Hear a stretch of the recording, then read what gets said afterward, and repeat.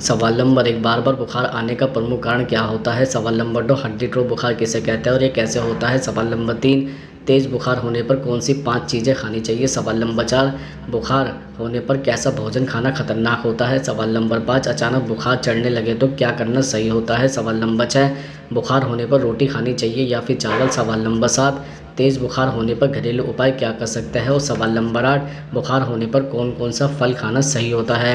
सवाल नंबर 1, बार बार बुखार आने का प्रमुख कारण क्या होता है? दरअसल बॉडी टेम्परेचर दिन में या एक्सरसाइज के बाद थोड़ा सा बढ़ जाता है और कुछ डिग्री ही बढ़ता है नॉर्मल टेम्परेचर के मुकाबले। लेकिन बार बार बुखार होना वायरस या बैक्टीरिया इन्फेक्शन की वजह से हो सकता है या पीरियोडिक फीवर सिंड्रोम के कारण भी ऐसा हो सकता है।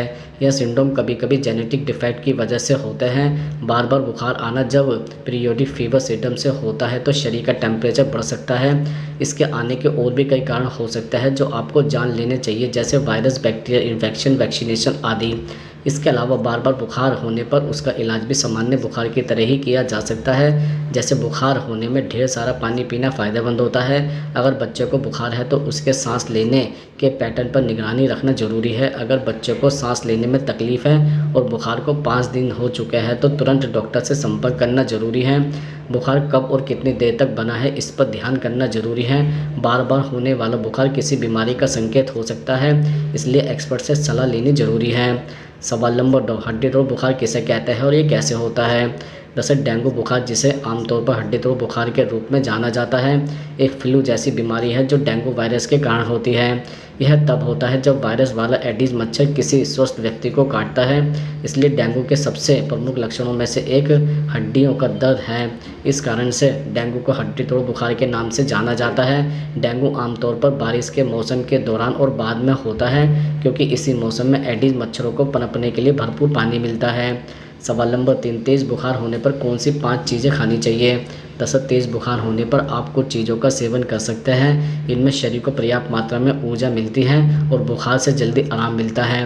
बुखार होने पर आप कुछ चीज़ों का सेवन कर सकते हैं, जैसे नंबर 1, हेल्थ एक्सपर्ट के मुताबिक बुखार होने पर जितना संभव हो लिक्विड ही लेना चाहिए। यही कारण है कि मरीज को खिचड़ी खाने की सलाह दी जाती है और खिचड़ी संपूर्ण आहार माना जाता है। इसमें दाल से प्रोटीन मिलता है और चावल से कार्बोहाइड्रेट। इतना ही नहीं, शरीर को खिचड़ी से पानी भी पर्याप्त मात्रा में मिलता है। खिचड़ी का टेस्ट न आए तो उसमें धनिया पत्ती और नींबू का रस मिला सकते हैं। पुदीने की चटनी या दही के साथ भी इसका आनंद ले सकते हैं। नंबर 2, बुखार होने पर कुछ खाने का मन नहीं करता, लेकिन अगर हरी पत्तेदार सब्जियों का सूप बनाकर पिया जाए तो यह काफ़ी फ़ायदेमंद होता है। इसमें मसाला मिलाने से इसका टेस्ट अच्छा हो जाता है।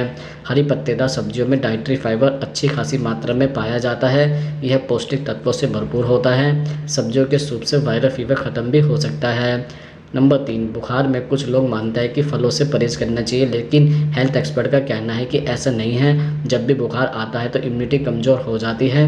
फलों को खाने से भरपूर मात्रा में विटामिन सी मिल जाता है, जिससे इम्यूनिटी बूस्ट होती है और जल्दी आराम मिल जाता है।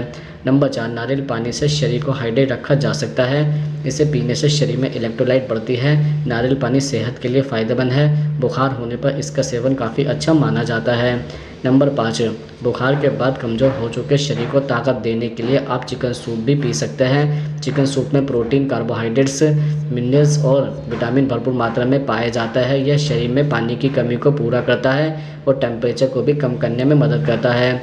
चिकन सूप टॉक्सिन को आसानी से बाहर निकाल देता है। इसमें सोडियम पाया जाता है, जिससे इलेक्ट्रोलाइट्स बनता है। सवाल नंबर 4, बुखार होने पर कैसा भोजन खाना खतरनाक होता है?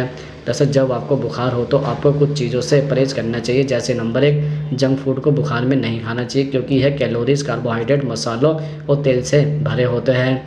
इससे आपका मेटाबॉलिज्म ख़राब हो सकता है। इसके कारण आपका पेट भी समस्या हो सकती है। वहीं मसालेदार भोजन को भी बुखार में नहीं खाना चाहिए, इससे भी आपका हाजमा गड़बड़ होता है, जिसके कारण आपका फीवर जल्दी ठीक नहीं होगा। नंबर 2, हाई फाइबर फूड्स को खाने से इस दौरान बचना चाहिए, क्योंकि इन खाद्य पदार्थों को पचाने में समय लगता है, जो हाजमे को ख़राब कर सकते हैं। इसके कारण आपका बुखार जल्दी रिकवर नहीं होगा। नंबर 3, आपको डाइटरी फाइबर का भी इस्तेमाल कम करना चाहिए, क्योंकि इन्हें भी पचाने के लिए बहुत ज़्यादा ऊर्जा लगती है और जब फीवर में होता है तो आपका एनर्जी लेवल बहुत लो होता है। नंबर 4, शराब और कैफ़ीन को भी पचाने में समय लगता है, ऐसे में आपको डिहाइड्रेशन की परेशानी हो सकती है, इसलिए बुखार में इसका सेवन भी नहीं करना चाहिए। अधिक मीठा खाना भी सेहत में लाभकारी नहीं होता है, इससे रोग प्रतिरोधक क्षमता कमज़ोर होती है। बुखार में नारियल पानी, सूप पानी, जूस पीना चाहिए। सवाल नंबर 5, अचानक बुखार चढ़ने लगे तो क्या करना सही होता है? जैसे नंबर 1, आपको जैसे ही हल्का सा बुखार महसूस होने लगे, फ़ौरन जो भी काम कर रहे हैं उसे रोकें, क्योंकि आपको सिर्फ़ और सिर्फ आराम की ज़रूरत है। बुखार के दौरान आपका शरीर वायरस या इन्फेक्शन से लड़ रहा होता है, ऐसे में आप काम करने लगेंगे तो इससे शरीर से गर्मी निकलने लगेगी, इसलिए शरीर को आराम दें। नंबर 2, ठंडे पानी में कपड़े को डुबोकर माथे पर रखने से बुखार जल्दी उतरता है। यह नुस्खा काफ़ी पुराना है, जिसे आमतौर पर खूब उपयोग में लाया जाता है। माथे या फिर गर्दन पर भी ठंडा, गीला या फिर स्पॉन्ज करने से बुखार तेज़ी से उतरता है। आप गीले ठंडे कपड़े को आप तलवों, माथे, बगल, हथेलियों और गर्दन पर भी रख सकते हैं, क्योंकि यह हिस्से ज़्यादा गर्म हो जाते हैं। नंबर 3, बुखार को कम करने का सबसे अच्छा तरीका खूब पानी पीना है।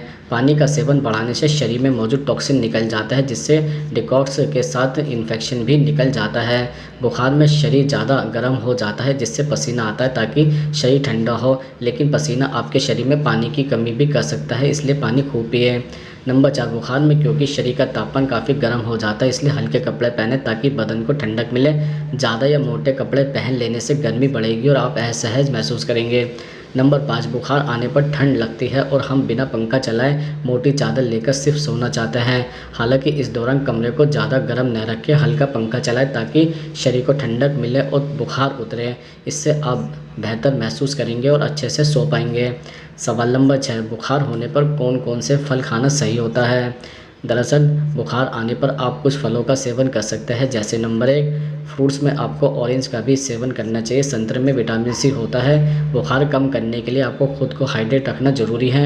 इम्यूनिटी के लिए भी संतरे का सेवन ज़रूरी है। इम्यूनिटी बढ़ाने के लिए और बीमारियों से बचने के लिए आपको दिन में 2 संतरे का सेवन करना चाहिए। आप उसका जूस पीने के बजाय सीधे संतरे को रेशे के साथ खाएं। बुखार के दौरान एवोकाडो भी एक अच्छा ऑप्शन है। नंबर 2, कीवी में विटामिन सी और ई मौजूद होता है। कीवी में पैथोजन से प्रोटेक्ट करते हैं जो हमें नुकसान पहुंचाता है। कीवी में पोटेशियम भी मौजूद होता है, पर इसमें कैलोरी ज़्यादा नहीं होती है और कीवी का सेवन करने से ब्लड प्रेशर कंट्रोल रहता है।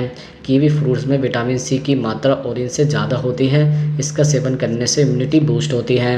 नंबर 3, आप बुखार में नींबू के रस का सेवन करें। इसमें फ्लेवोनॉइड्स और विटामिन सी की अच्छी मात्रा होती है। इससे इम्यूनिटी बूस्ट होती है और बुखार से लड़ने में मदद मिलती है।